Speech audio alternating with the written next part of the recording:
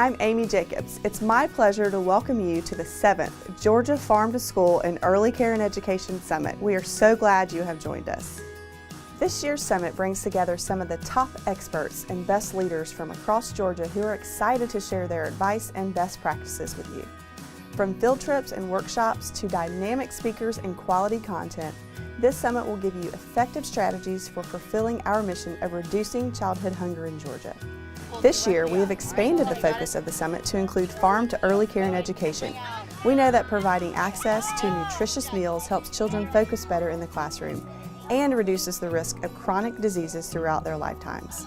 Connecting our youngest learners and their families to local food sources and creating ways for them to enjoy fresh fare can influence their eating habits and improve healthy food access at the earliest stages of development. I am pleased to report that through Farm to School programming, Georgia has made huge strides over the past several years in expanding students' exposure to healthy food. Overall, more than $40 million has been invested in local foods by school districts across the state. 62% of school districts are involved in Farm to School activities, with the average district spending 17% of its budget on these projects. 1.3 million students have participated in Farm to School projects to date, and almost 1,200 school gardens have been established. Though we've made great strides, child food insecurity and obesity persist. Sadly, according to recent reports, 21% of Georgia's children live in food insecure households.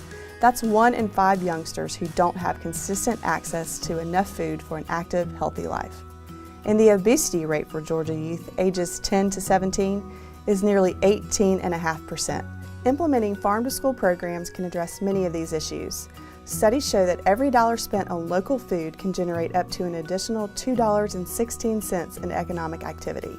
That means local food purchases by school districts can lead to over $1 billion in local economic activity over the course of a school year. So here's my challenge to you. During the next 2 days as you participate in this summit, be sure to network with others, absorb the insights from the presenters, and make notes on the information you receive. Then take what you've learned back to your schools, centers, communities, and businesses, and make plans to expand your efforts in Farm to School and Farm to Early Care and Education so that we can help to provide the scholastic and dietary nourishment our children need to grow healthy and strong. Thank you and enjoy the summit.